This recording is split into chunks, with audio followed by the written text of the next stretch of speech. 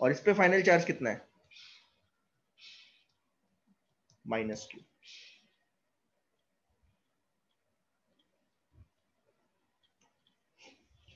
आया समझ में कि नहीं आया, क्या बोलने की कोशिश कर रहा हूं मैं?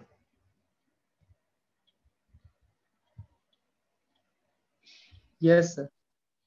देखो बहुत सिंपल कॉन्सेप्ट है। फिर आप बोलोगे सर आप रीजन नहीं बता रहे। अरे रीजन अभी कैसे बताऊं, अभी तो मैंने कुछ पढ़ाया नहीं है, ये मान के चलो। ये जो बेसिक चीजें हैं ये, ठीक है ना, ये क्या यूज होती रहती है। हम न्यूमेरिकल्स करवाऊंगा, उसमें बोला कि एक चार्ज को दूसरे, एक स्फेयर को जिसको जिस पे चार्ज है, कुछ भी चार्ज है, उसको दूसरे से कनेक्ट किया, फिर उसको तीसरे से कनेक्ट किया, तो बताओ फाइनल चार्ज है। तो ये क्या है, चैप्टर के शुरू में आपको क्वेश्चन मिल जाएंगे, दूसरे चैप्टर के क्वेश्चन फर्स्ट में है, तो इसलिए क्या है बताना पड़ता है, ठीक है ना।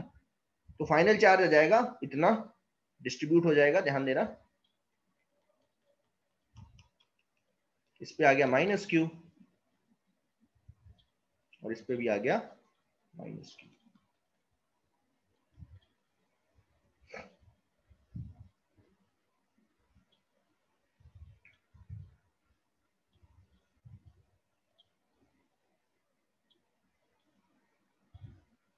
ओके चलो, साक्षी नहीं आया समझ में? चलो मैं फिर से बता देता हूं, ठीक है, एक बार फिर से समझ लो, फिर से समझ लो, ठीक है, एक और बार समझो फिर। देखो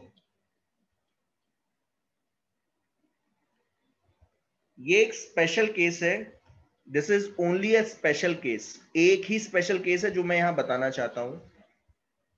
क्या है, if the radius of both metallic sphere या कंडक्टिंग स्फेयर, अगर दोनों का रेडियस सेम है, रेडियस का मतलब क्या है, साइज। रेडियस क्या रिप्रेजेंट करता है, साइज को रिप्रेजेंट करता है। तो अगर दोनों का साइज सेम है तो क्या होता है कि अगर स्फेयर ए पे कुछ चार्ज है Q1 इनिशियली, और स्फेयर बी पे चार्ज है Q2 इनिशियली, तो जैसे ही आप क्या करोगे, इसको कंडक्टिंग वायर से कनेक्ट करके स्विच को ऑन करोगे, तो फाइनल चार्ज जो है दोनों पे कितना आ जाता है, average of Q1 and Q2। Average क्या होता है, सिंपल क्या करना, दोनों को ऐड करना और 2 से डिवाइड कर देना, क्योंकि दो दो चार्ज है तो ऑब्वियस सी बात है, एवरेज क्या होगा, Q1 प्लस Q2 बाई 2। तो फाइनल चार्ज दोनों पे Q1 प्लस Q2 बाई 2 आ जाता है। अब ऐसा होता क्यों है, तो मैंने कल आपको बताया था कि ऐसा हो सकता है कि इसका पोटेंशियल ज्यादा हो और इसका कम हो। ये मान लीजिए हाई पोटेंशियल पे है और ये लो पोटेंशियल पे है, ठीक है। तो चार्ज यहां से भागना स्टार्ट करेगा, ऐसे भागना स्टार्ट करेगा, हाई टू लो जाएगा, ठीक है ना। फिर मैं बता रहा हूं ये थोड़ी सी गलत स्टेटमेंट है अभी, क्योंकि मैंने पोटेंशियल तो बताया नहीं है क्या होता है ना। तो अभी तो आप ऐसे सोचो कि ये हाई पोटेंशियल पे है, ये लो पोटेंशियल पे है, तो चार्ज भागेगा इधर। कब तक भागेगा, जब तक दोनों का पोटेंशियल सेम ना हो जाए। तो यही मैंने यहां पे लिखा है कि when both sphere acquire charge Q1 plus Q2 by 2, जब दोनों पे finally Q1 by Q2 by 2 आ जाता है, इतना चार्ज आ जाता है, potential of both sphere will become same. दोनों का पोटेंशियल सेम हो जाता है। ये मैं प्रूव करवाऊंगा, अभी नहीं प्रूव करवा सकता, क्योंकि मैंने अभी कैपेसिटेंस का कंसेप्ट नहीं बताया। कैपेसिटर जब मैं करवाऊंगा तो कैपेसिटर में आएगा ये कॉन्सेप्ट पूरा, या पोटेंशियल में आएगा, इलेक्ट्रोस्टैटिक पोटेंशियल में। तो एग्जांपल यहाँ पे ये है कि स्फेयर ए है, मान लीजिए कितना चार्ज है उस पर, -2Q, और स्फेयर बी न्यूट्रल है, तो न्यूट्रल है इसका मतलब चार्ज कितना हो जाएगा, 0। ये इनिशियली है। तो जैसे ही आप कंडक्टिंग वायर से कनेक्ट करोगे तो क्या होगा, फाइनल चार्ज क्या होगा, दोनों का average Q1 plus Q2 by 2, -2Q plus 0 by 2, -Q answer है। तो -Q लिख दो, हो गया काम खत्म, ठीक है। यस आया समझ में अब? एक दो एग्जांपल करवाता हूँ, ऐसे समझ में नहीं आएगा ये सर, एग्जांपल करवा है ना, एग्जांपल मैं करवाता हूँ। एग्जांपल ये करो, चलो आप ही खुद करोगे, आप खुद बताओगे। Sphere A has charge -5Q, sphere B has charge plus Q,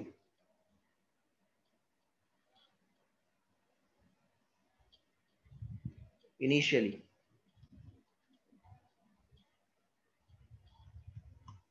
and both if the size of both sphere is same, find out the final charge on both the sphere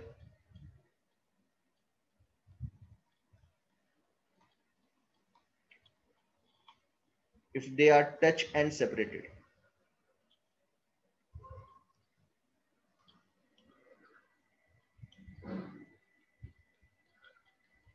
बताइए क्या आंसर?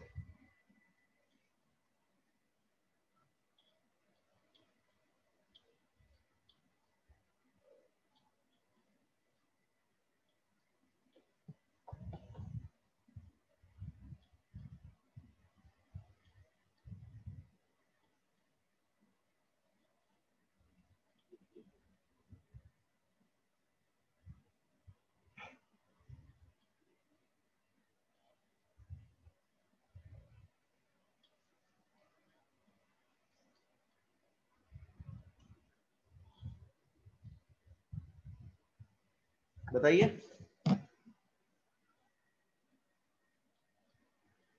पहले वाले sphere पे कितना charge है?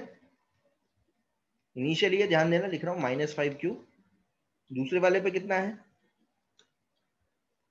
+q। Initially है।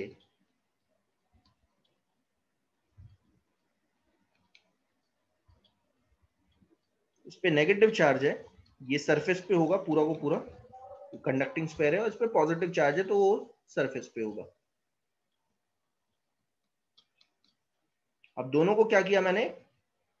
Touch कर दिया। टच को क्या बोल सकते हैं हम? एक वायर से कनेक्ट किया और स्विच को ऑन कर दिया, तो फाइनल चार्ज बजाएगा कोई, कितना होगा फाइनल चार्ज?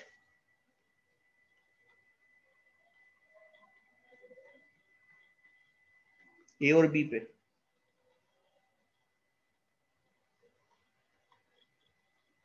दोनों पे सेम होगा, ऑब्वियस सी बात है। और कितना होगा? Q1 + Q2/2। Q1 कितना है? -5q। Q2 कितना है? +q। आंसर क्या आ गया? -4q/2, that is -2q। बहुत बढ़िया। तो फाइनल चार्ज जो है दोनों पे कितना आता है? Final charge -2q।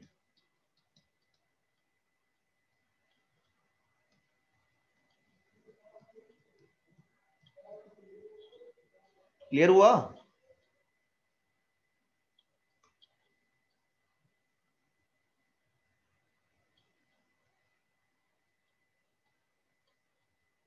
एक और करो, और बढ़ा रहा हूं, थोड़ा लेवल बढ़ा रहा हूं, तो ध्यान से करना।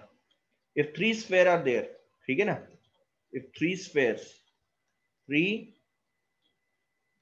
equal size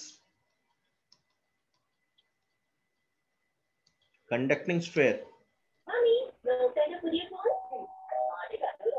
are present.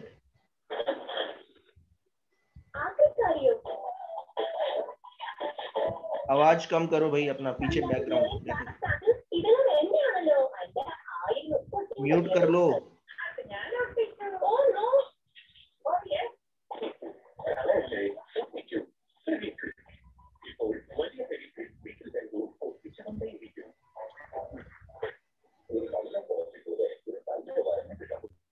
देखो अब ए पे कितना चार्ज है, ध्यान देना। कुछ भी ले सकता हूं, कोई फर्क नहीं पड़ता है, तो मैं खुद क्वेश्चन बना रहा हूं। 8q, बी पे है +4q, और सी है न्यूट्रल। चलो ये नेगेटिव ले लेना, ठीक है, -4q। नाउ अब देखो स्टेटमेंट क्या दी हुई है, यहां पे क्या दे रहा हूं मैं? If C is touch with A and separated,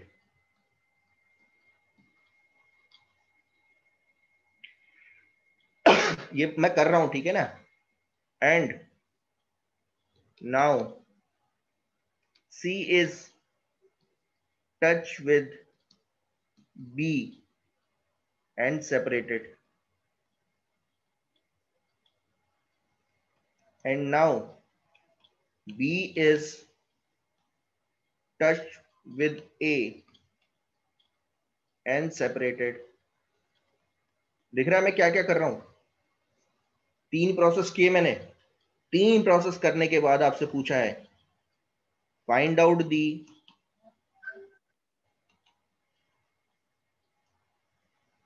final charge on A, B and C.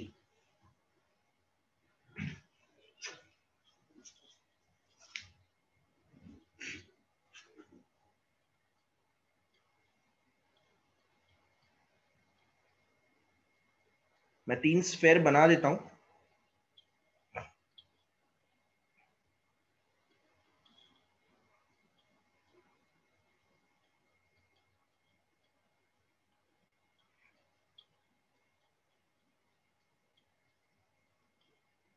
ए पे है 8Q, बी पे है -4Q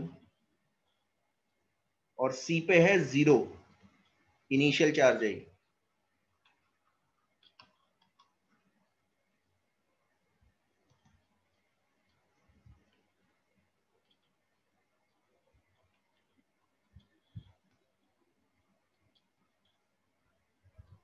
सर थोड़ा स्क्रॉल कीजिए ना। बिल्कुल ऊपर ले आता हूं।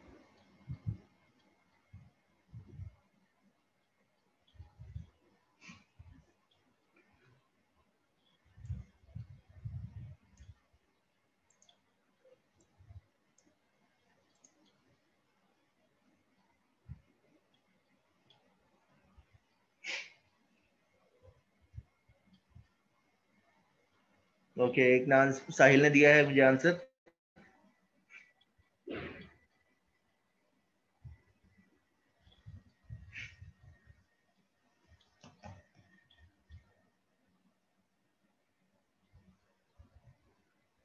क्या क्या प्रोसेस किया हुआ है?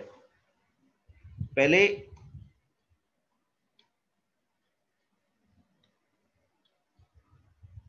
इनिशियली मैंने किसको टच किया? सी को टच किया है।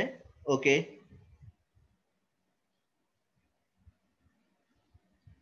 ठीक है, चलो आ रहे हैं आंसर धीरे धीरे। चलो, सी को टच किया है विद ए, तो जैसे ही आप सी को टच करोगे ए से, दोनों को टच कर दिया, ठीक है, देन ऑब्वियसली बात है charge on A and charge on C, ये ऑब्वियसली बात है इक्वल होंगे। और किसके इक्वल होंगे? 8Q प्लस 0/2 हो जाएगा 8Q/2, दैट इज +4Q, है ना, +4Q। तो अब इस पे कितना चार्ज आ गया? ए पे +4Q, सी पे कितना आ गया? +4Q, और बी पे कितना है? -4Q, क्योंकि बी को अभी किसी से टच किया ही नहीं है। अब किसको टच कर रहा हूं? इन दोनों को टच कर रहा हूं। नहीं, किसको टच कर रहा हूं मैं?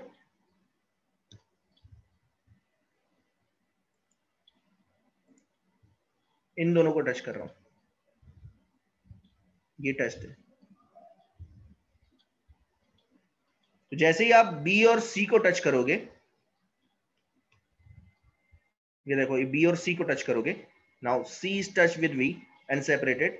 तो जैसे ही आप बी और सी को टच करोगे, ऑब्वियस सी बात है charge on B is equal to हो जाएगा चार्ज ऑन सी के इक्वल। और ये किसके इक्वल होगा? +4Q -4Q/2, ठीक है ना, क्योंकि प्लस माइनस माइनस हो जाने वाला है। ऐसे भी लिख सकते हो, कोई प्रॉब्लम नहीं है मेरे। तो ये कैंसल आउट हो गया। फाइनली क्या हो गया? दोनों न्यूट्रल हो गए, है ना। तो जो दूसरा प्रोसेस करने के बाद पता चल रहा है, इस पे चार्ज है 4Q, इस पे आ गया 0 और C पे आया 0। अब जो है लास्ट प्रोसेस क्या है? Last process, what is last process? हाँ, तो लास्ट प्रोसेस जो है, आप किसको कनेक्ट कर रहे हो? A और B को टच कर रहे हो, है ना? लास्ट प्रोसेस जो है वो आप A को B से टच कर रहे हो। देखो, B is touch with A। तो जैसे ही आप B और A को टच करोगे, then charge of A is equal to charge of B, और वो कितना हो जाएगा? +4Q + 0/2। तो आंसर क्या है? +2Q। तो ये ही फाइनल चार्ज है। देख लो, अब जब सेपरेट कर दिया तो क्या आंसर आया? इस पे कितना आ गया? +2Q। इस पे कितना आया? +2Q। और C क्या है? न्यूट्रल। ये है फाइनल चार्ज है, ध्यान देना। Final charge on A is +2Q, on B is +2Q, and on C is 0।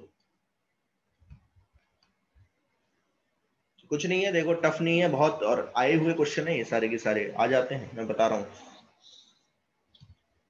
ठीक है, एक और कर लो फिर आगे चलता हूँ, इंडक्शन पे चलूंगा।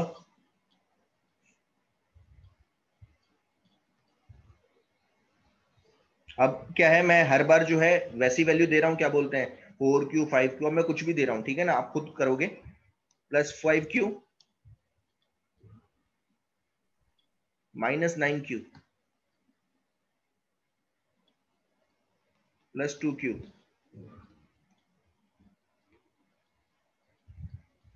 तीनों का रेडियस सेम है।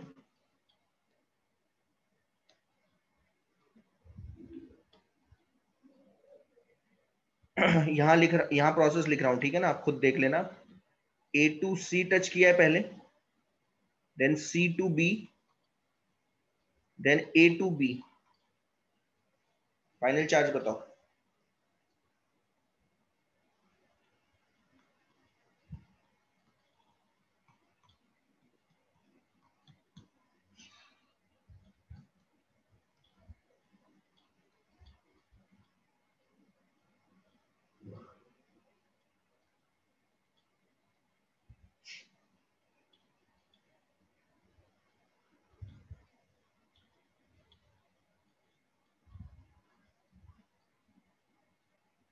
बताइए।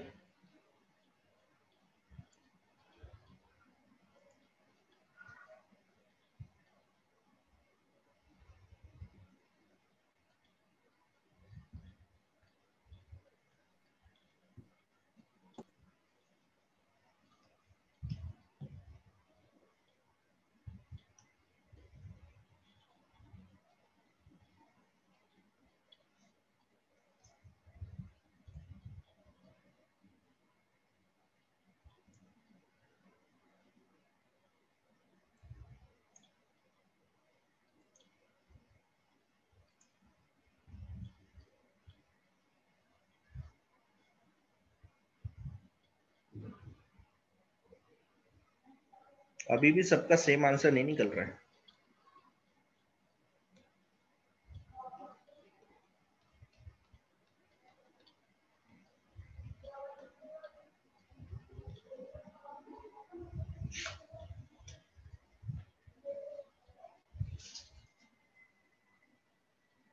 निकलना चाहिए आंसर सबका सेम।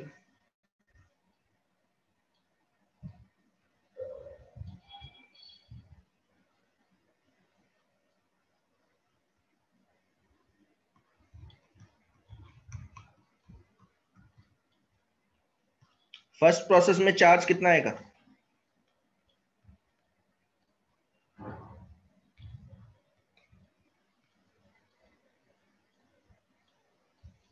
-2Q। बहुत बढ़िया, क्योंकि देखो A और C पे कितना चार्ज है? +5Q, और C पे कितना है? -9Q/2। तो ये हो जाएगा 5q minus 9q by 2 minus 4q by 2 minus 2q।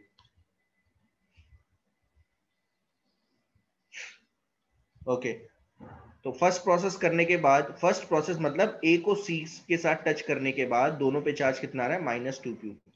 Second process करो अब।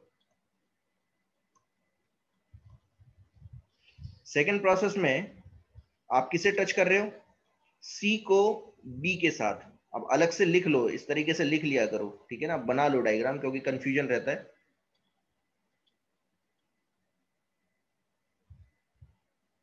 सी पे कितना चार्ज आ गया है, ये सी है, ठीक है ना, नीचे वाला बी है। सी पे चार्ज कितना आया, -2q, और बी पे कितना है, +2q। तो ये तो साफ साफ पता चल रहा है दोनों पे 0 चार्ज हो जाएगा। Charge of C is equal to charge of B -2q + 2q by 2। तो ये तो 0 हो गया, कैंसल आउट हो गया ना सीधा। तो सेकेंड प्रोसेस के दौरान बाद charge of C and charge of B दोनों पे 0 चार्ज है, ठीक है। एंड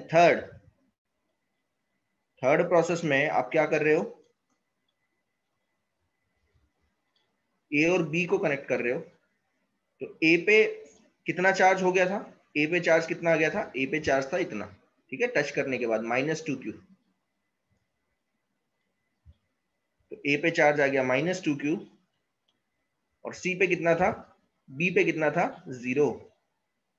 सी पे अब चार्ज कितना रहेगा, -0, ठीक है ना। तो मैं अलग से लिख देता हूं, फाइनल चार्ज ऑन सी, क्योंकि अब सी किसी से कनेक्ट नहीं हो रहा है, तो final charge on C is 0।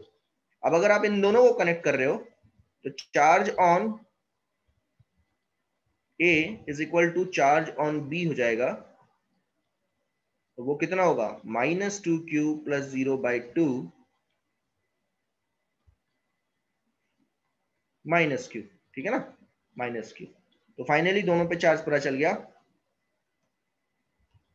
Final charge of A and final charge of B is -q, ठीक है। -2 ये को आंसर नहीं आ रहा है, समझ में नहीं आ रहा है क्या, और करवाऊं क्वेश्चन इसके, ये तो बहुत सिंपल चीज है। सर यस, सर हम अभी ज्वाइन किए सर। सर तो फिर वापस एक बार समझाओ ना। मैं फिर समझा देता हूँ, ठीक है, चलो फिर समझा हाँ देता हूँ। -2 मैंने ए का लिखा था। -2 ए का है, ओके ओके ओके, ठीक है ठीक है ठीक है।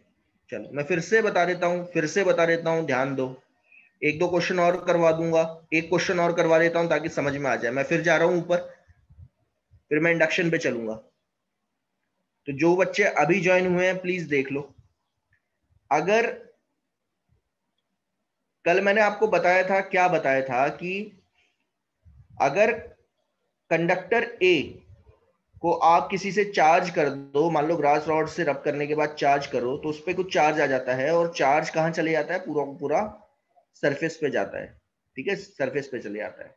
अब अगर आप इसको यूज करके किसी दूसरा कंडक्टर को चार्ज करना चाहते हो, जैसे कंडक्टर बी को चार्ज करना चाहते हो, तो आप क्या करोगे, एक वायर टच करवा दो दोनों से, कंडक्टिंग वायर, ठीक है ना। तो क्या होगा कि ए से चार्ज बी में भागेंगे, ठीक है ना, ए से चार्ज बी में भागेंगे, ए पे नेगेटिव चार्ज है, बी में भाग जाएगा, ठीक है ना।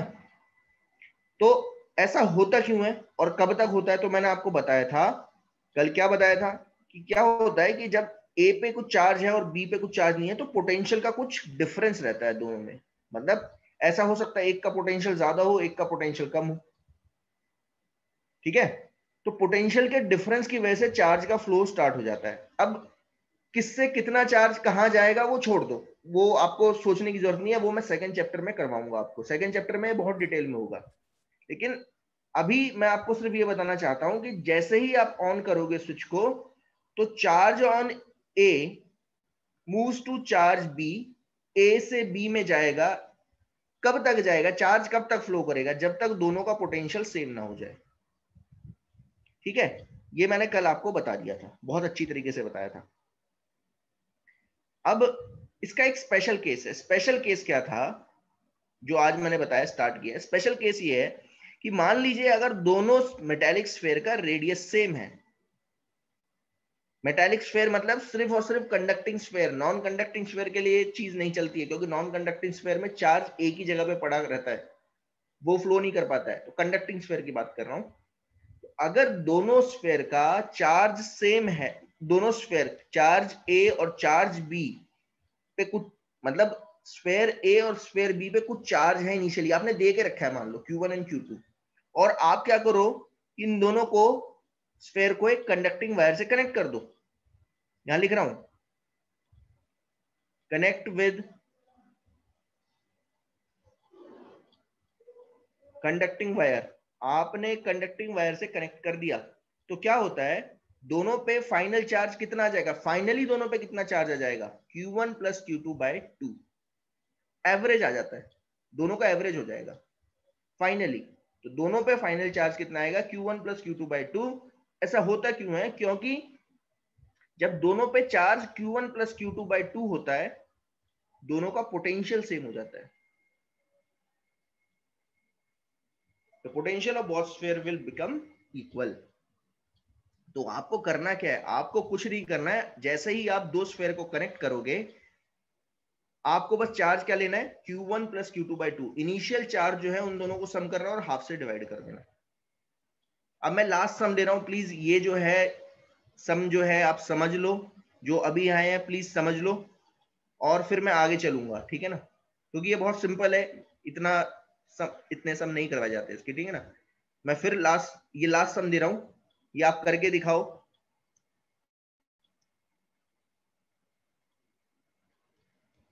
इस पे -13Q है, -3Q है,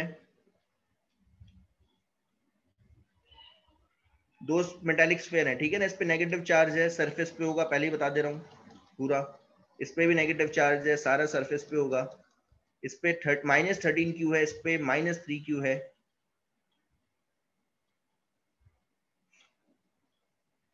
और C पे है, C न्यूट्रल है, मान लो न्यूट्रल है, ठीक है। अब फिर से वही देखो, A is touch to C, B is touch to C, and again B is touch to A। ये तीन प्रोसेस कर रहा हूं मैं।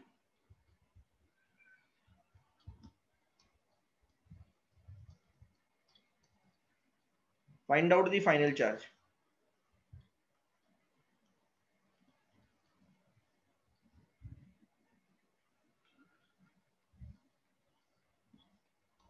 if the radius of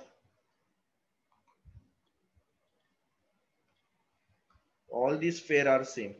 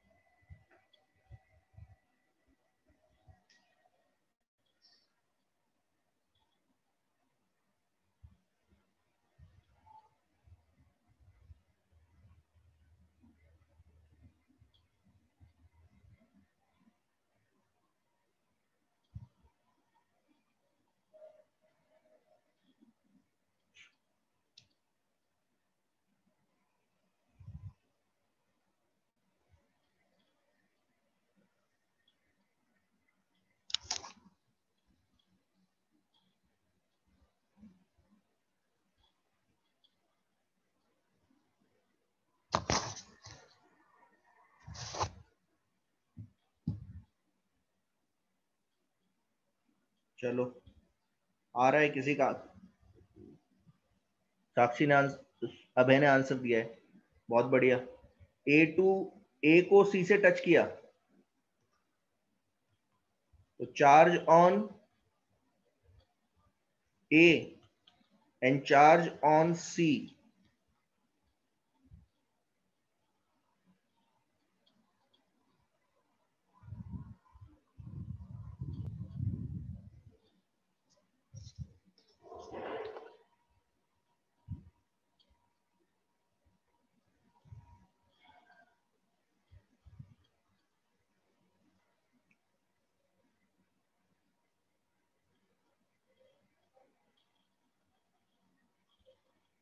अभिषेक,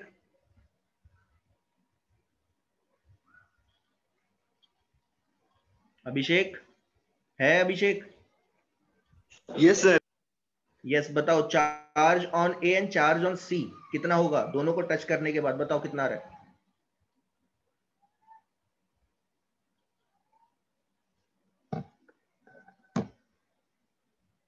बताओ। सर सी पे -19 Q/4। ना ना ना, देखो जरा, -19 कैसे आया? एक पे कितना है -13Q और दूसरे पे कितना है -3Q, तो दोनों का एवरेज लेना है। कितना आया?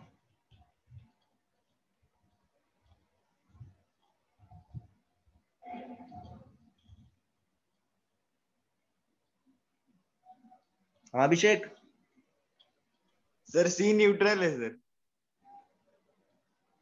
ओके ओके ओके ओके, देखा नहीं मैंने, सी न्यूट्रल है, देखा नहीं मैंने। ओके, मैं बी से सोच रहा था, तो हाँ, ए और सी को टच किया तो कितना आया? -6.5। -6.5, बहुत बढ़िया। तो ये आ जाएगा -13Q + 0/2, दैट इज -13Q/2 या -6.5Q। मैं -13Q/2 ले रहा हूं, ठीक है ना? बहुत बढ़िया। अब सेकेंड प्रोसेस, सेकेंड प्रोसेस किसको किससे कनेक्ट कर रहा हूं? बी और सी को कनेक्ट कर रहा हूं।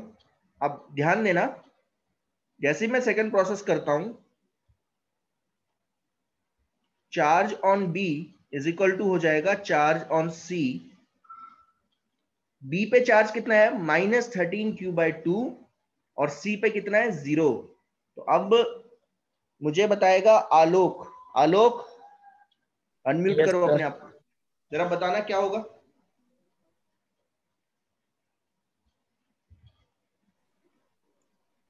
Sir -4Q। Minus 4Q। -4Q नहीं है बेटा, देखो क्या होगा, -13Q/2। ये किस पे चार्ज है? ए और सी पे सर। बी पे है, ये बी पे है, क्योंकि बी को ए से टच कर चुका हूं ना पहले। ओ सॉरी, देखा नहीं, अरे यार, बी ये पे तो ना सर। हाँ सॉरी सॉरी, देखा नहीं। बी पे कितना चार्ज है? -3Q है ना? -3Q। हाँ, और सी पे कितना चार्ज है? सी को क्योंकि टच कर चुका हूं, तो ये आएगा -13Q/2। 13/2। इन दोनों का क्या लेना है मुझे? एवरेज, यानी कि 2 से डिवाइड कर देना। अब ये सॉल्व करना पड़ेगा आपको, थोड़ा सा बड़ा हो जाता है ये। एलसीएम ले लो, इसे 2 से मल्टीप्लाई कर दो और 2 से डिवाइड कर दो, तो ऊपर आ जाएगा -6Q/2 plus plus minus minus, ठीक है, तो माइनस ही ले लो, -13Q/2/2। अब बताओ इसे सॉल्व करके कितना आ रहा है? ऊपर एलसीएम लो, ऊपर एलसीएम कितना है? 2 -6Q -13Q, और नीचे इसके नीचे 2 है, ये 2 मल्टीप्लाई हो जाएंगे, और ये कितना आ जाएगा? -19Q/4। आया समझ में? Yes sir. Okay. Third process, third process मुझे बताएगा, बताएगी प्रतीक्षा। Yes sir. यस, बताओ थर्ड प्रोसेस में क्या होगा? थर्ड प्रोसेस में क्या कर रहा हूं मैं? किसको किसको कनेक्ट कर रहा हूं? बी को टच कर रहा हूं ए से, बी टू ए। तो charge on B and charge on A कितना होगा? -190/4।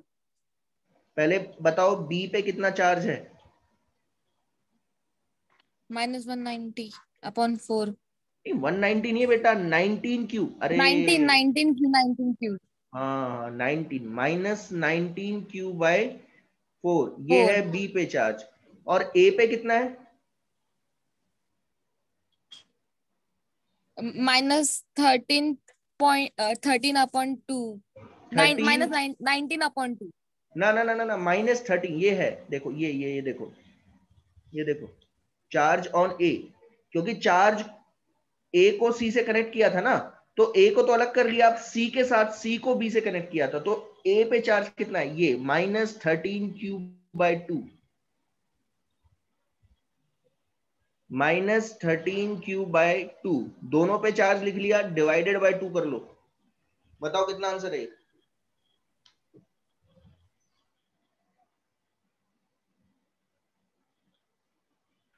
-45/8 क्यूब।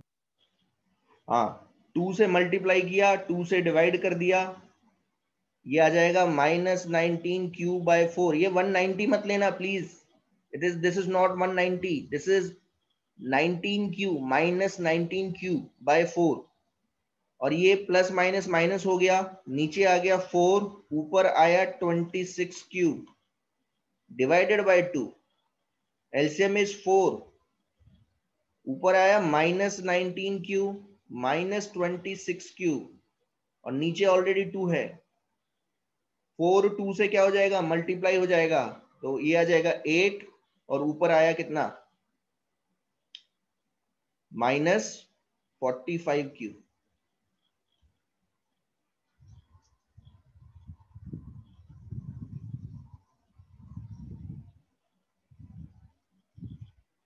बहुत बढ़िया, कईयों का आंसर आ चुका है, ठीक है। तो charge on B, charge on A, ये दोनों का फाइनल चार्ज है अब, क्योंकि अब इसके बाद किसी को टच नहीं कर रहा हूं मैं किसी से, तो ये हो जाएगा बी पे, ये हो जाएगा ए पे,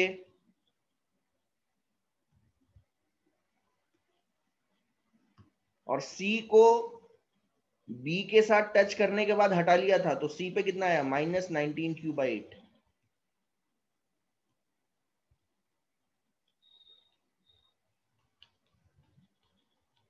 तो ये है फाइनल चार्ज सब पे, सॉरी 8 नहीं 4 है आई थिंक।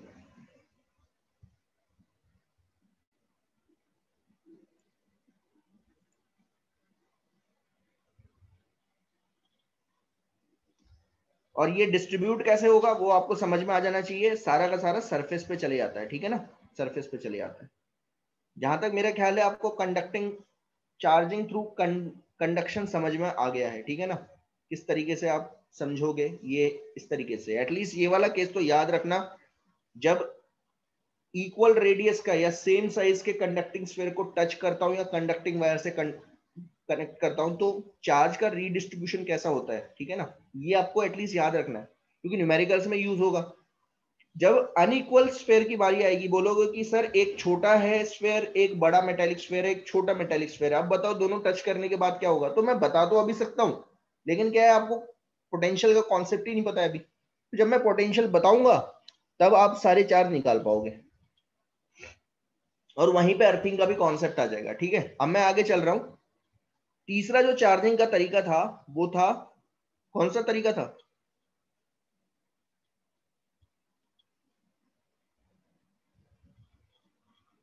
तीसरा तरीका कौन सा था, इंडक्शन। इंडक्शन, बहुत बढ़िया, इंडक्शन, या ऐसे लिख लो, चार्जिंग थ्रू, अब ये थोड़ा ढंग से समझ लेना, ये बहुत इंपॉर्टेंट है, क्योंकि अगर एग्जाम में आएगा तो यही आएगा, जेई में नहीं आता, नीट में नहीं आएगा, लेकिन हाँ क्योंकि इसके थ्योरी के क्वेश्चन बनने हैं, तो ये मान के चलो बोर्ड में आ जाता है, तो आपको समझना है कि चार्जिंग थ्रू इंडक्शन कैसे किया जाता है, ठीक है। इंडक्शन का मतलब होता है इंड्यूस्ड करना, और कई बार इसको ऐसे ही बोल देता हूं, विदाउट टचिंग, और इसी को बोल देते हैं, सॉरी विदाउट टचिंग, और इसी को कई बार बोल देते हैं विदाउट कॉन्टेक्ट। रबिंग और जो कंडक्शन था, charging through rubbing and conduction, ये इसमें टचिंग की जरूरत थी, टच करने की जरूरत थी, विदाउट टचिंग नहीं हो सकता, रब करने में भी आपको टच करना पड़ता था, जैसे मैंने यहां पे आपको बताया था, ये जो पहला एक्सपेरिमेंट ही था उसमें क्या था, रबिंग कर रही थी, तो रबिंग तभी होगी जब आप टच करोगे। और कंडक्शन में भी क्या होता था, आप टच ही कर रहे थे, आप कंडक्टिंग वायर से टच करते हो, ठीक है ना, तो इसको टच करना ही बोलते हैं, ठीक है। कंडक्टिंग वायर से कनेक्ट करना और टच करना दोनों सेम है, यानी कि कांटेक्ट की जरूरत पड़ती थी, ठीक है। लेकिन यहाँ पे कांटेक्ट की जरूरत नहीं है, आपको विदाउट टचिंग हो जाता है। कैसे होगा, ध्यान से समझना। मान लीजिए आपने एक कंडक्टिंग मटेरियल लिया,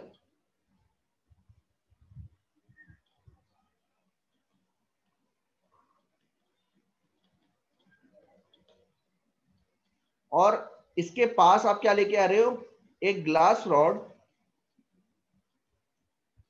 रब्ड विद सिल्क। अब जरा मुझे बताओ, अगर एक glass rod rubbed with silk है तो ग्लास रॉड पे कितना चार्ज होगा, कैसा चार्ज होगा?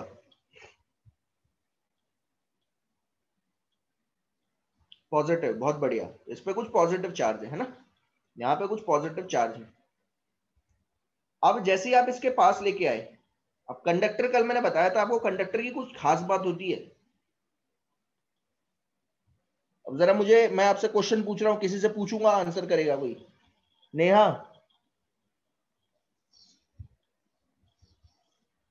नेहा,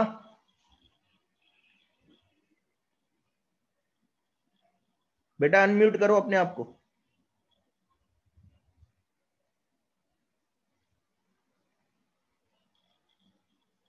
हेलो,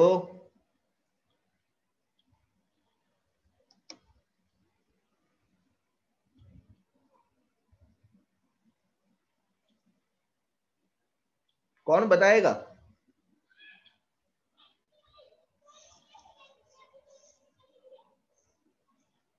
क्या होता है कंडक्टिंग मटेरियल की, क्या खास बात रहती है? सर वो चार्ज को सरफेस पे स्प्रेड करता है। एक तो ये होता है कि ऑब्वियस सी बात है, चार्ज को सरफेस पे स्प्रेड करता है, ये तो होता ही है। लेकिन कंडक्टिंग मटेरियल की खास बात क्या होती है, उसके अंदर जो है क्या होता है, फ्री इलेक्ट्रॉन्स होते हैं, है ना। Yes sir. तो जरा मुझे बताओ, फ्री इलेक्ट्रॉन्स क्या हुआ करते थे?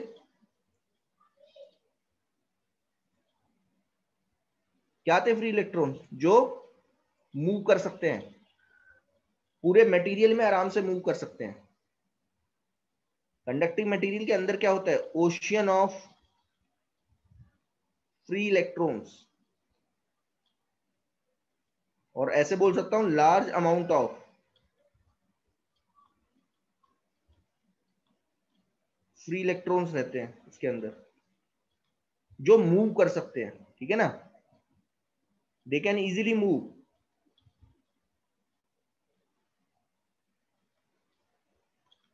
easily move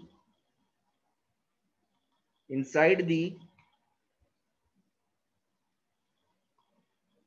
conducting material। अब ध्यान से समझना कि क्या होगा, होता क्या है, क्योंकि ये कंडक्टिंग मटेरियल है और ये न्यूट्रल है। शुरू में क्या है, न्यूट्रल है, ये न्यूट्रल है, ठीक है ना, दिस इज न्यूट्रल। तो क्या होता है, इसमें जितने पॉजिटिव चार्ज होते हैं, पॉजिटिव चार्ज किसकी वजह से आएंगे, बताएगा कोई?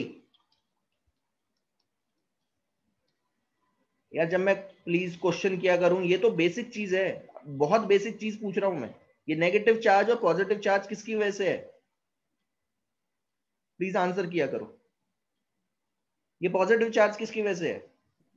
प्रोटॉन्स। प्रोटॉन्स की वजह से। प्रोटॉन्स कहां बैठे हैं? न्यूक्लियस में। न्यूक्लियस के अंदर। अगर ये मान लीजिए सोडियम का मटेरियल है, सोडियम है, कंडक्टर है, यस, तो ये पॉजिटिव चार्ज जो है वो प्रोटॉन की वजह से, और प्रोटॉन कहां बैठे हैं, न्यूक्लियस के अंदर बैठे हैं। सोडियम का जो एटम होगा उसके न्यूक्लियस के अंदर। तो ये प्रोटॉन भाग सकते हैं क्या? No sir. नो। तो प्रोटॉन बेचारा पॉजिटिव चार्ज कुछ नहीं कर सकता। प्रोटॉन, ये जो पॉजिटिव चार्ज है बेचारा जो है अंदर ही बैठे रहेगा न्यूक्लियस। लेकिन ये नेगेटिव चार्ज किसकी वजह से है? इलेक्ट्रॉन्स। ये इलेक्ट्रॉन की वजह से है। क्या इलेक्ट्रॉन मूव कर सकता है? यस, ये फ्री है, फ्री इलेक्ट्रॉन्स है, ये इजीली मूव कर सकते हैं। तो मुझे बताओ, अगर मैं ग्लास रॉड लेके आऊंगा जो रब्ड विद सिल्क है और जिसके पास पॉजिटिव चार्ज है, तो ये पॉजिटिव चार्ज किसको खींचेगा? Negative charge. नेगेटिव चार्ज को खींचेगा। तो ये जो नेगेटिव चार्ज है ना, ये दिख रहा है, ये नेगेटिव चार्ज, ये नेगेटिव, ये वाला नेगेटिव चार्ज तो बेचारा यहीं रहेगा क्योंकि ये तो सरफेस से निकल ही नहीं सकता। लेकिन ये जो नेगेटिव चार्ज है, ये वाला नेगेटिव चार्ज, ये नेगेटिव चार्ज, ये कहां आएगा? खींचेगा इस तरफ, ऐसे।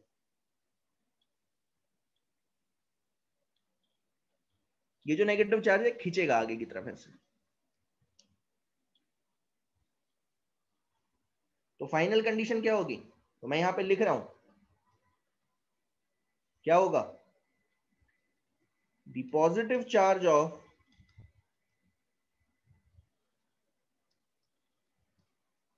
glass rod will attract negative charge of conducting material.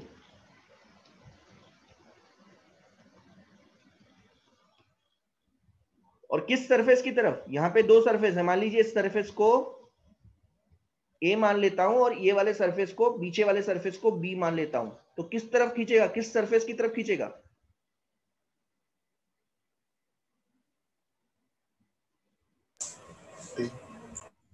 ए की तरफ खींचेगा, है ना? The negative charge of the conducting material या positive charge of glass rod, ध्यान देना, पॉजिटिव चार्ज ऑफ ग्लास, ये जो पॉजिटिव चार्ज है ग्लास रॉड का, will attract the negative charge of conducting material towards surface A. तो अब बताओ, अगर ए की तरफ इसने खींचा तो ए पे क्या आ जाएगा? बताओ जरा, ए पे क्या होगा? ए पे क्या होगा? Negative charge. नेगेटिव क्यों आएगा? देखो ध्यान दो ना, देना, क्योंकि यहां पे इलेक्ट्रॉन की मात्रा बढ़ चुकी है, प्रोटॉन तो उतने ही है ना बेचारे। समझ में आ रहा है क्या? सर तो नेगेटिव ही होगा ना। हाँ हाँ बिल्कुल नेगेटिव होगा, लेकिन आएगा किसकी वजह से? नेगेटिव क्यों आएगा? कई बार पूछ लेते हैं, समझ में आना चाहिए। क्योंकि नेगेटिव की संख्या क्या हो चुकी है? बढ़ चुकी है, ठीक है। तो ओवरऑल जो है इस तरीके से दिखा देते हैं कि नेगेटिव चार्ज है इसके ऊपर। यहां पे सरफेस ए पे क्या होगा? नेगेटिव चार्ज की संख्या जो है पॉजिटिव चार्ज से ज्यादा होगी। और सरफेस बी पे क्या होगा? Positive charge. पॉजिटिव चार्ज हो जाएगा। क्यों पॉजिटिव चार्ज क्यों होगा? क्योंकि यहां पे इलेक्ट्रॉन की कमी आ चुकी है, प्रोटॉन तो उतने ही थे, तो पॉजिटिव चार्ज आ जाएगा यहां पे। तो इसको बोलते हैं, यहां पे जो है नेगेटिव चार्ज आ गया, यहां आ गया पॉजिटिव चार्ज, तो इसको बोला जाता है, this is called polarisation of material.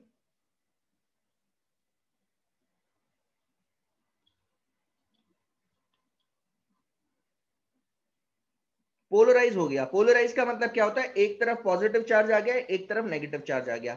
लेकिन अब थोड़ा और सोचो, अगर मैंने ग्लास रॉड को रिमूव कर दिया, दूर लेके चले गया, तो क्या होगा? ये वापस इलेक्ट्रॉन वापस भाग जाएंगे, अपनी जगह पे चले जाएंगे। आया समझ में? Yes sir. ये जो अगर ग्लास रॉड है, अगर आप अब इसे आप दूर लेके चले जाओ, this glass rod taken away, तो ये वापस इलेक्ट्रॉन जो है ना वापस भाग जाएंगे सारे के सारे। तो अभी ये चार्ज हुआ नहीं है, ध्यान देना, दिस इज नॉट चार्ज। इसको पोलराइजेशन बोलते हैं, पोलराइजेशन ऑफ मटेरियल। पोलराइज हुआ लेकिन अभी ये चार्ज नहीं हुआ है, ठीक है। तो पहले तो ये समझ में आ चुका होगा कि positive charge of the glass rod will attract the negative charge of the conducting material towards surface A. A की तरफ खींचेगा, बी पे आ जाएगा पॉजिटिव और ए पे आ जाएगा नेगेटिव। आफ्टर सम टाइम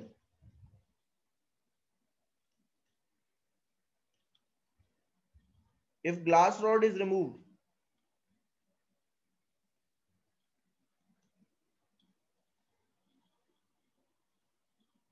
अगर ग्लास रॉड रिमूव कर दिया जाए, इलेक्ट्रॉन विल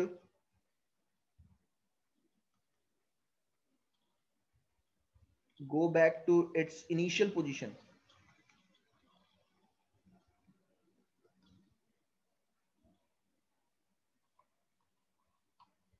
तो चार्ज नहीं हुआ है अभी ये, so it means that material is not charged yet.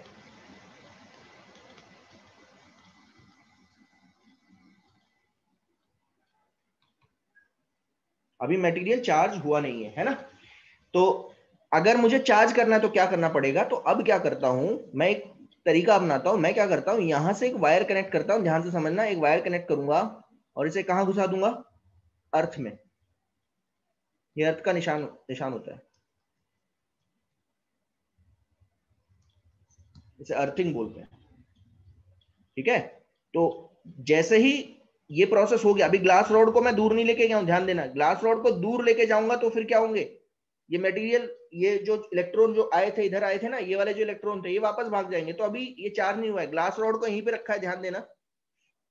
और जो बी सरफेस है उससे एक वायर निकाला और कहां डाल दिया, अर्थ में डाल दिया, अर्थिंग कर दी। तो अर्थिंग की क्या खास बात होती है,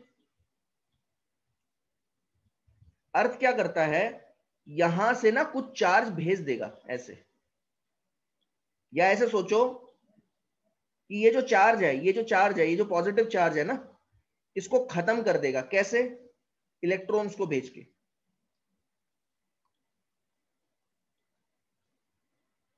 ये पूरा जो कॉन्सेप्ट है ये मैं वैसे बाद में समझाऊंगा, लेकिन अभी क्योंकि मैं चार्जिंग समझा रहा हूं कि आप कैसे समझोगे, कैसे आपको समझना है, इंडक्शन को कैसे समझना है, वैसे ये बाद में भी आएगा, ये फिर से आने वाला है सेकेंड चैप्टर में, ठीक है ना। तो इलेक्ट्रॉन, ये जो अर्थ की खास बात क्या होगी, अर्थ जो है कुछ इलेक्ट्रॉन्स भेज देगा। इस इलेक्ट्रॉन, ये इलेक्ट्रॉन क्या करेंगे, ये जो पॉजिटिव चार्ज है ना, यहां पे जो था पॉजिटिव चार्ज, इसको खत्म कर देगा। आया समझ में?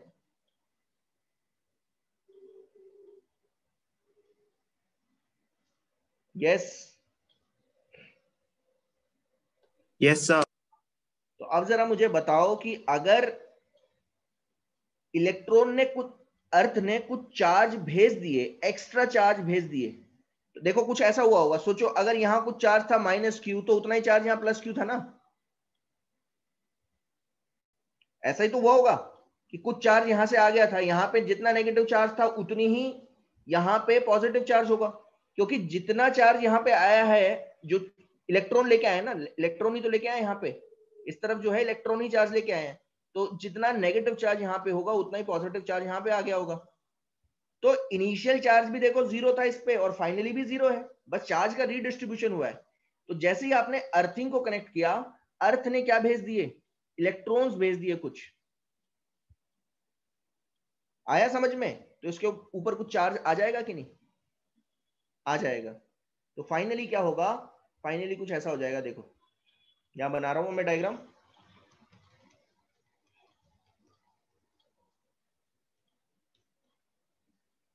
ये जो मटेरियल है, ये नेगेटिव चार्ज तो एज इट इज रहेगा, ये पॉजिटिव चार्ज है ये खत्म हो जाएगा, ये वाला पॉजिटिव चार्ज जो है वो खत्म हो जाएगा, ठीक है ना। This positive charge will be,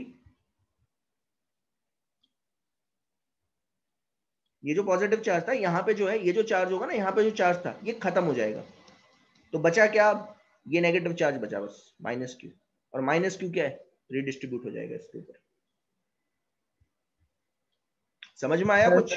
हाँ सर, अगर हम इसको कंडक्टिंग मटेरियल को इंसुलेटर स्टैंड पे रखेंगे तो चार्ज 0 रहेगा ना? क्या क्या क्या क्या? सर, जो मटेरियल है अगर हम उसको इंसुलेटर स्टैंड पे रखेंगे तो चार्ज 0 हो जाएगा ना? इंसुलेटिंग स्टैंड पे अगर आप रखोगे तो वही तो बात मैं बता रहा हूं, अगर आप इंसुलेटिंग स्टैंड पे रखोगे तो पहले तो ये चीज समझो कि ये एक्सपेरिमेंट पूरा पूरा इंसुलेटिंग स्टैंड पे ही चल रहा है, मैंने बनाया नहीं है लेकिन इंसुलेटिंग स्टैंड पे ही चल रहा है। अदरवाइज क्या होगा, इंसुलेटिंग स्टैंड ही बचा के रखता है इसे। अदरवाइज क्या होगा, अगर मान लीजिए आपने ये इंसुलेटिंग नहीं लगाया, कंडक्टर लगा दिया, तो अर्थ नहीं भेज देगा।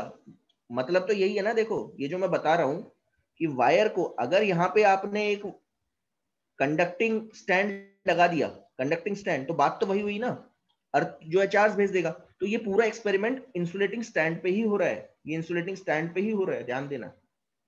Yes sir. ठीक है, तो अर्थिंग जैसे ही लगाऊंगा, अर्थ क्या करेगा, ये वाले चार्ज को खत्म करवा देगा। तो ये जो बचा हुआ चार्ज है, ये नेगेटिव चार्ज, ये कहां चले जाएगा, सरफेस पे चले जाएगा। तो तीसरा प्रोसेस यहां पे जो करना है वो क्या करना है आपको, तीसरी चीज जो करनी है, connect the surface B with a conducting wire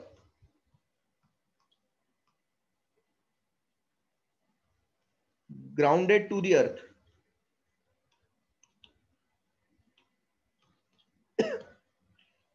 Then earth will give some electron to neutralize the positive charge on surface B. अब एक चीज ध्यान से समझना, यहां पे एक स्विच लगा होता है, ठीक है, ये एक स्विच है, दिस इज अ स्विच। तो यहां पे मैं लिख रहा हूं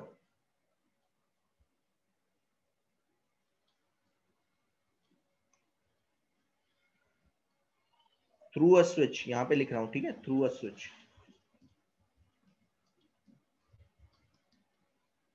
ठीक है, यहां पे है ये, ठीक है। And when switch is on,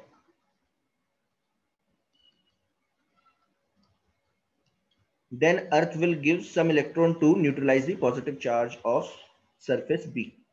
And after some time कुछ टाइम बाद switch off the switch, ठीक है, स्विच ऑफ कर देना, ठीक है, after some time switch off कर देना। तो जैसे ही आप स्विच ऑफ करोगे तो अर्थ, अब ये ग्राउंड, ये जो ग्राउंडेड है, मतलब जो अर्थ है ये डिस्कनेक्ट हो गया, ठीक है ना, ये डिस्कनेक्ट हो जाएगा। नाउ अब आप क्या करोगे, नाउ रिमूव या separate the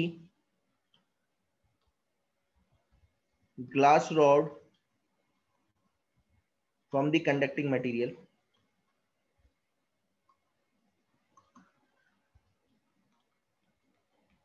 to a large distance. Large distance का मतलब क्या है, ये जो ग्लास रॉड है ना, इस ग्लास रॉड को दूर ले जाना, ठीक है ना। तो जैसे ही आप रिमूव कर दोगे फार अवे, ठीक है ना, फार अवे, तो अब बचेगा क्या, इस पे नेगेटिव चार्ज बचेगा, which will be distributed on the surface of material. So the left charge, वो भी नेगेटिव चार्ज है, ठीक है, negative charge, left negative charge on surface A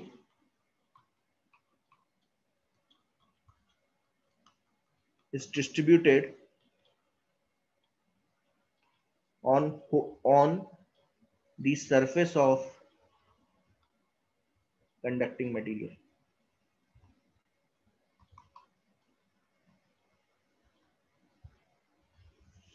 तो ये होता है, ध्यान देना, इस तरीके से चार्ज कर दिया जाता है। अब ये चार्ज हो चुका है, yes this is charge, why, क्योंकि इस पे कुछ नेट चार्ज आ गया जो अर्थ ने भेज दिया है, तो ये बॉडी अब चार्ज हो चुकी है। बट ध्यान देना, ये पूरा को पूरा जो है इंसुलेटिंग स्टैंड पे ही रखा है, ये मत सोचना कि सर कंडक्टिंग स्टैंड पे रखा है क्या, नहीं।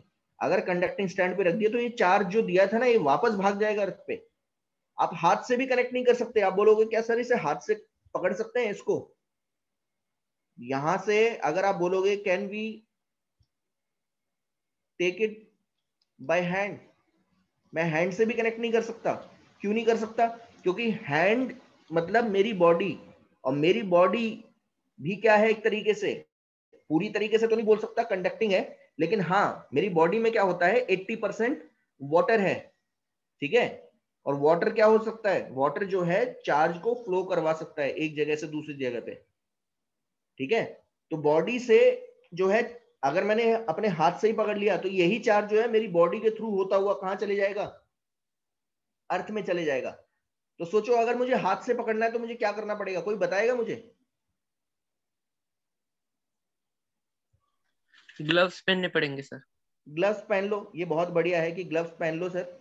और क्या कर सकता हूं, जूते पहन के रखो, है ना, जूते भी पहन सकता हूं। जूते जो है नॉन कंडक्टर होते हैं, आपको पता ही है, ठीक है। तो ये पूरा प्रोसेस है, ये करना पड़ता है इस तरीके से, ठीक है। जहां तक मेरा ख्याल है आपको समझ में आया कि नहीं, ये इंडक्शन क्या है, बड़ा प्रोसेस है, थोड़ा सा पूरा समझना पड़ेगा। फिर बता देता हूं क्या करना पड़ेगा आपको। Glass rod rubbed with silk, यानी कि पॉजिटिवली चार्ज ग्लास रॉड को एक कंडक्टिंग मटेरियल के पास लेके आओ जो न्यूट्रल है। तो जैसे ही पास लेके आओगे, ये जो पॉजिटिव चार्ज है कंडक्टिंग मटेरियल के इलेक्ट्रॉन्स को खींचेगा। किस तरफ खींचता है, जो नियर बाय सरफेस है, सरफेस ए की तरफ खींचेगा। तो सरफेस ए पे इलेक्ट्रॉन की मात्रा बढ़ जाएगी, तो सरफेस ए नेगेटिवली चार्ज हो जाएगा। और सरफेस बी पे क्या होगा, इलेक्ट्रॉन की मात्रा घट जाएगी, यानी कि प्रोटॉन्स की मात्रा बढ़ जाएगी, तो ये पॉजिटिव चार्ज हो जाएगा। लेकिन अभी भी ये चार्ज नहीं हुआ है, क्योंकि अगर ग्लास रॉड को दूर लेके जाऊंगा तो ये पॉजिटिव और नेगेटिव चार्ज एक दूसरे को क्या कर देगा, खत्म कर देगा, ठीक है ना, वापस चले जाएंगे इलेक्ट्रॉन। तो आपको क्या करना पड़ता है, एक अर्थ कनेक्ट करना पड़ेगा। अर्थिंग का मतलब क्या होता है, एक connecting wire, conducting wire through a switch. आप क्या करना, ग्राउंड से कनेक्ट कर देना, अर्थ से कनेक्ट कर देना। अब जैसे ही आप स्विच को ऑन करोगे, अर्थ जो है कुछ इलेक्ट्रॉन्स भेज देगा इस पॉजिटिव चार्ज को न्यूट्रलाइज करने के लिए। जैसे ये काम होगा, थोड़ी देर बाद आपको क्या कर देना है, स्विच को ऑफ कर देना है। जैसे ही आप स्विच को ऑफ करोगे, ये वाला स्विच, ठीक है ना, ये स्विच है यहां पे लगा रखा है, तो जैसे ही आप स्विच को ऑफ करोगे तो क्या होगा, बचा हुआ कौन सा चार्ज है, ये ए सरफेस वाला, दिस ए सरफेस वाला चार्ज, ये जो है बचा हुआ चार्ज है। तो ये बचा हुआ चार्ज क्या है, पूरे सरफेस पे छा जाएगा। और साइमल्टेनियसली आपको ग्लास रॉड को भी दूर ले जाना है, क्योंकि ग्लास रॉड जब तक है तब तक ये चार्ज ग्लास रॉड के आसपास ही रहने की कोशिश करेगा, यहाँ पास रहने की कोशिश करेगा। तो ग्लास रॉड को दूर ले जाओ, ये चार्ज पूरा को पूरा रिडिस्ट्रीब्यूट हो जाएगा, यानी कि बॉडी चार्ज हो चुकी है। समझ में आया? सर फिफ्थ पॉइंट दिखाओ ना सर एक बार। हाँ, फिफ्थ पॉइंट दिखा, देख लो जरा।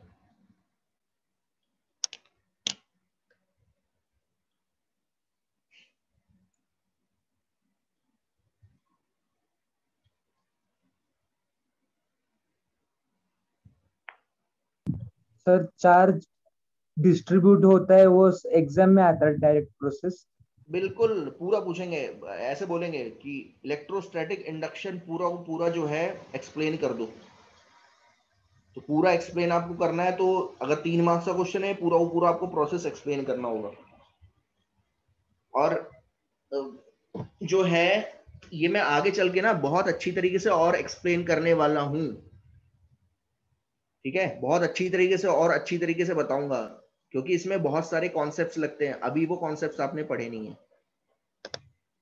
अच्छा, अब ना मैं आपको आपसे ना एक दो क्वेश्चन पूछता हूं, आप ये क्वेश्चन आंसर करने की कोशिश करना। ये थ्योरेटिकल क्वेश्चन है या कॉन्सेप्चुअल क्वेश्चन है, ठीक है ना।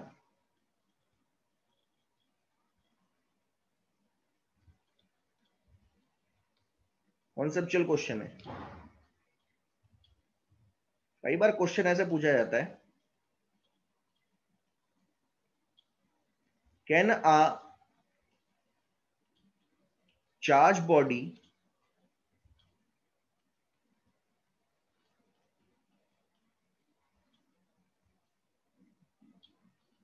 attracts a neutral body?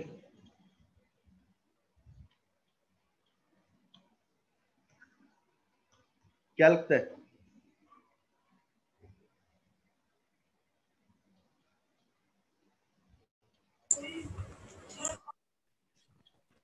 बताएगा कोई? चलो ये बताओ कि अगर एक बॉडी है ये बॉडी ए है और बॉडी बी है, खुद मुझे बताना, ये तो आप खुद ही सोच सकते हो। कौन मुझे बताएगा अगर इसको, इस पे कुछ पॉजिटिव चार्ज है और इस पे ही पॉजिटिव चार्ज है, ये क्या करेंगे एक दूसरे को? रिपेल। ये तो रिपेल ही करेंगे। बहुत बढ़िया, this is, they will repel. ये क्या करेंगे जरा बताना?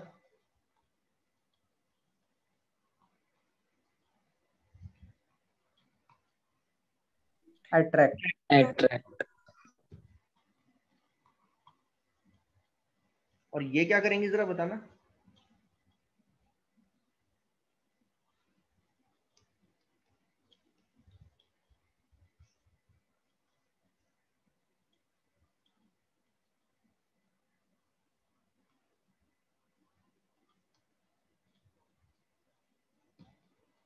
न्यूट्रल है ये। अपने चार्ज उधर देगा ना बी को भी। बट थोड़ी देर के सोचो, ये दोनों कंडक्टिंग है, ठीक है ना? अभी फिलहाल कंडक्टिंग की बात कर रहा हूं, दोनों कंडक्टिंग है। अब बताओ क्या होगा? अट्रैक्ट करेगा सर। अट्रैक्ट ही करेगा। क्यों करेगा जरा बताओ? सर चार्ज बी के न्यूट्रल बॉडी है ना? डिस्ट्रीब्यूशन के लिए। हाँ जी, बी जो है ना न्यूट्रल बॉडी है, दिस इज न्यूट्रल बॉडी।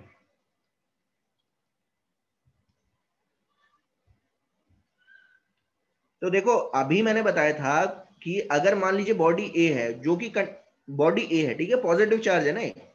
अब बॉडी बी है, बॉडी बी जो है न्यूट्रल है, तो मुझे बताओ इस पे अगर पॉजिटिव चार्ज है तो ये क्या खींचेगा अपनी तरफ? यहाँ पे क्या आएगा? नेगेटिव। इस पे नेगेटिव चार्ज आ गया। यहाँ पे क्यों आएगा पता चल रहा है ना? Yes sir. क्योंकि इलेक्ट्रॉन खींच लिए जाएंगे। अभी तक मैं क्या बता रहा था इंडक्शन में? यही तो बताया था। ये देखो, इंडक्शन में मैंने यही बताया था आपको पूरा। ये नेगेटिव चार्ज खींच लेता है, इलेक्ट्रॉन्स को खींचेगा अपनी तरफ। तो इलेक्ट्रॉन्स का जमावड़ा हो जाएगा S1 सरफेस की तरफ, और S2 सरफेस पे क्या आ जाएगा? इलेक्ट्रॉन की कमी हो जाएगी, पॉजिटिव चार्ज आ जाएगा। अब जरा मुझे बताओ, इस पॉजिटिव चार्ज के नियर कौन है, पास कौन है? नेगेटिव। हाँ, इस पूरे नेगेटिव चार्ज, इस पॉजिटिव चार्ज के पास दोनों चार्ज है। वैसे तो देखा जाए ना, दोनों है। ये जो पॉजिटिव चार्ज है ना, इसके पास नेगेटिव चार्ज भी है, ये नेगेटिव चार्ज है और ये पॉजिटिव चार्ज है, लेकिन ज्यादा पास कौन है? Negative charge. तो क्या ज्यादा होगा? ये पॉजिटिव चार्ज इस नेगेटिव चार्ज को अट्रैक्ट करने की कोशिश करेगा, और ये पॉजिटिव चार्ज इसको क्या करने की कोशिश करेगा? रिपेल करने की कोशिश करेगा। क्या ज्यादा होगी? अट्रैक्शन। अट्रैक्शन ज्यादा होगी, क्योंकि पास है। आया समझ में कि नहीं? नेगेटिव चार्ज, तो मैं यहां पे लिख रहा हूं, since negative charge of body B, या ऐसे सोचो, negative charge of surface S1 is nearer to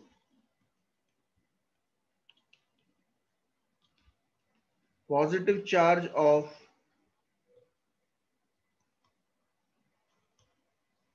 body A, it will be attracted strongly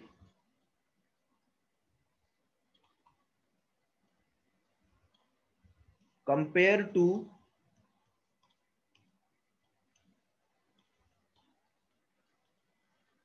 repulsion of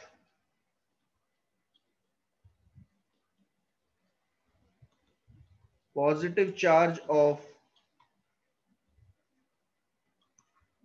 surface S2 and positive charge of body A।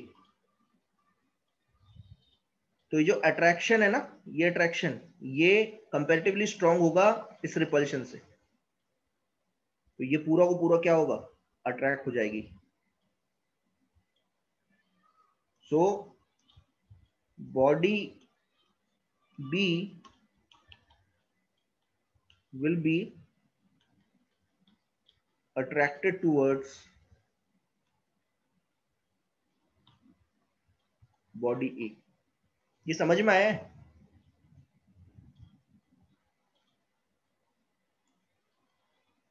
Yes sir.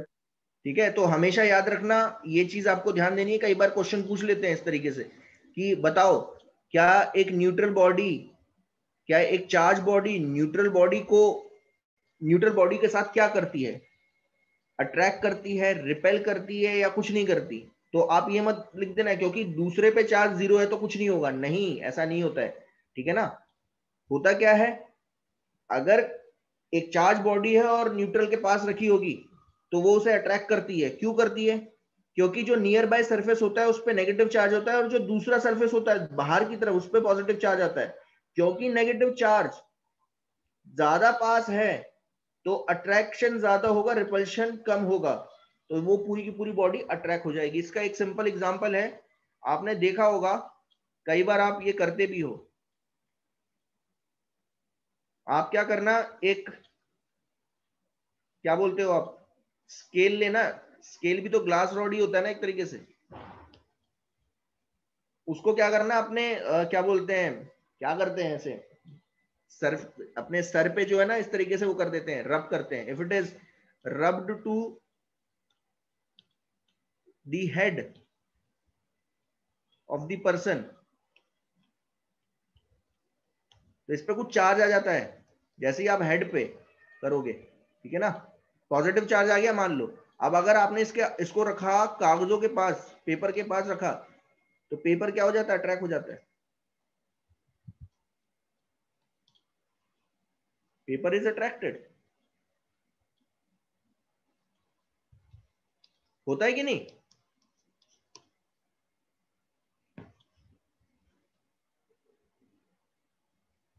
Yes.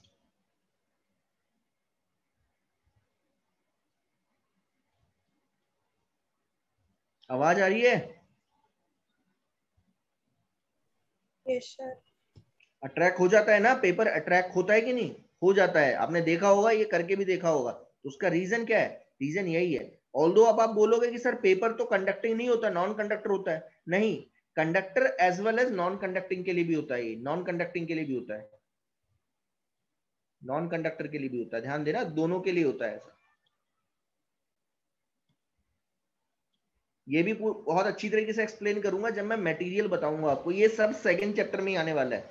उसमें material आएंगे दो type के, ठीक है, dielectric बोलते हैं उन्हें, ठीक है, polarised dielectric, non polarised dielectric. तो ये बहुत अच्छी तरीके से बताऊंगा। लेकिन अभी आप समझो कि कंडक्टिंग हो या नॉन कंडक्टिंग मटेरियल, अगर एक चार्ज बॉडी को आप कंडक्टिंग और non conducting material neutral body के पास लेके आओगे, कंडक्टिंग और नॉन कंडक्टिंग न्यूट्रल बॉडी के पास लेके आओगे, अट्रैक्ट हो जाता है।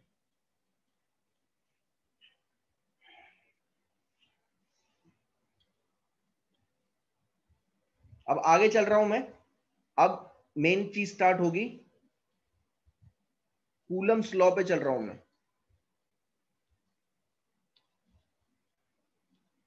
Coulomb's law of electrostatic force. अभी तक आपको यह पता चल गया था कि एक चार्ज दूसरे चार्ज पे कुछ फोर्स लगाता है, ये तो आपको पता ही है। पॉजिटिव पॉजिटिव को रिपेल करता है और नेगेटिव नेगेटिव को रिपेल करता है और पॉजिटिव नेगेटिव को अट्रैक्ट करता है। लेकिन फिर आप बोलोगे कि ये बताओ सर कितनी फोर्स है, कितनी फोर्स से रिपेल करता है? 10 न्यूटन, 20 न्यूटन? फॉर्मूला तो बताओ कुछ। तो formula was discovered by Coulomb's, Coulomb's ने बनाया था ये। अब मेनली मैथमेटिक्स स्टार्ट होगी, जो भी डेरिवेशंस हैं ध्यान देना। कूलम्स ने क्या बोला कि अगर एक चार्ज, जिसका चार्ज है Q1 और दूसरा चार्ज है Q2, दोनों सेपरेटेड हैं कितनी दूरी पे? R दूरी पे सेपरेटेड हैं। Now depending upon nature of charge, ठीक है ना, अगर मैं दोनों को पॉजिटिव चार्ज मानूं तो ऐसा हो सकता है कि अगर दोनों पॉजिटिव हैं, ध्यान देना, तो ये इस पे फोर्स लगाएगा बाहर की तरफ रिपेल करेगा। ये सब आपको पता है। फोर्स अप्लाई, इसको ऐसे लिख रहा हूं, force applied by first charge on second, इस तरीके से लिखूंगा मैं। And this is a vector quantity. ध्यान देना, इफ मैं लिख रहा हूं यहां पे, if Q1 and Q2 are like charges,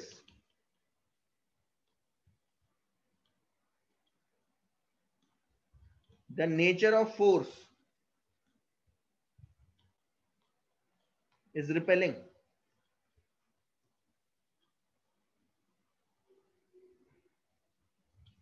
And if Q1 and Q2 are unlike charges,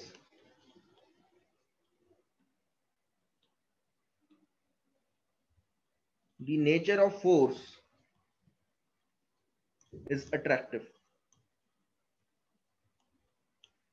ये तो पता ही है आपको।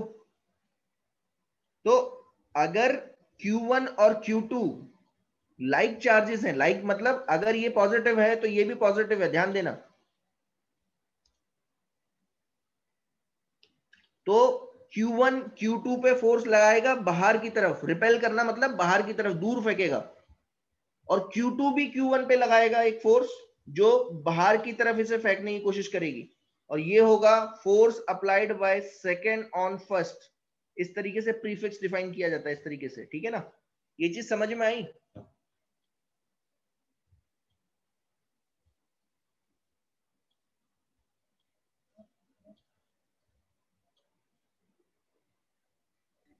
Yes sir. ठीक है। तो कूलम्स ने बताया कि ये जो फोर्स है,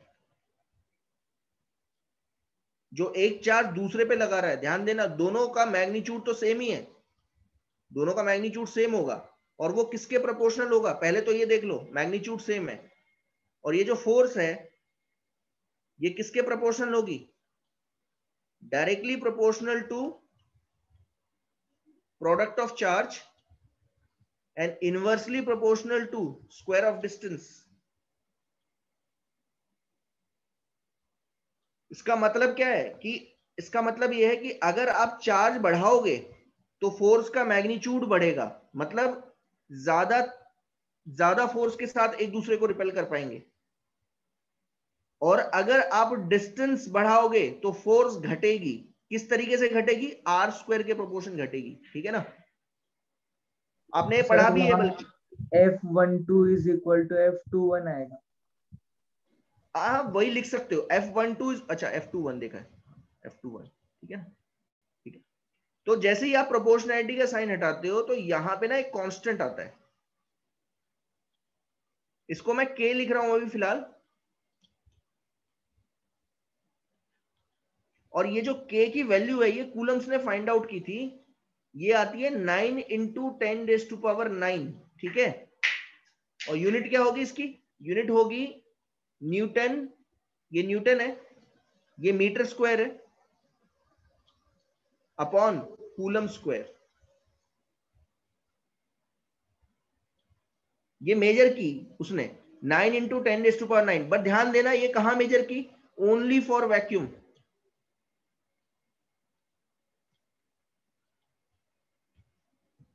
वैक्यूम में मेजर की, बात आई समझ में।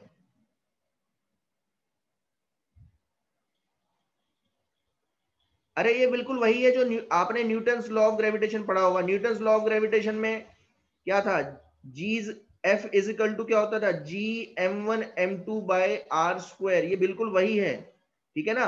बस जी की वैल्यू जो हुआ करती थी वो थी 6.67 10⁻⁻11, ये थी, और ये यूनिवर्सल कांस्टेंट थी,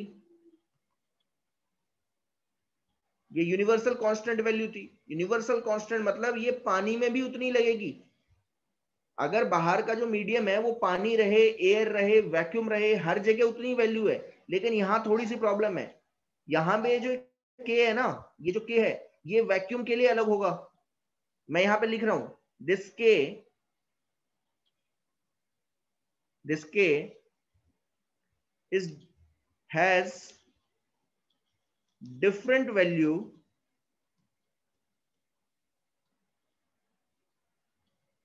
for different material.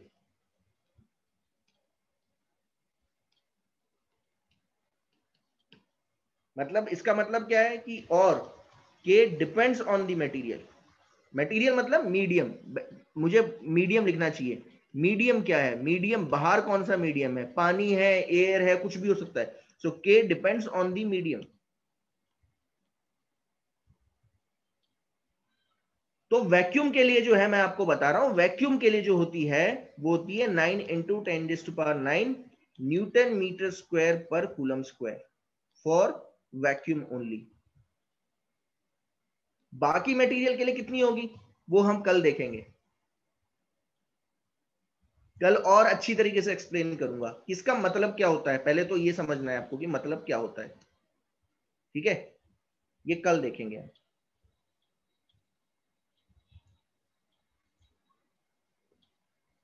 Okay, thank you.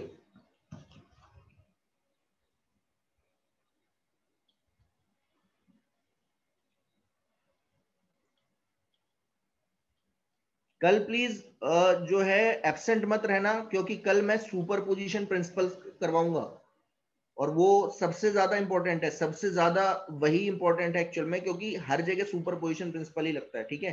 कल देखेंगे सुपरपोजिशन प्रिंसिपल, ठीक है? तो कल प्लीज एब्सेंट मत होना। जो बीच में निकल जाते हैं कोशिश करो ना निकलो, ठीक है ना? चलो ठीक है, ओके।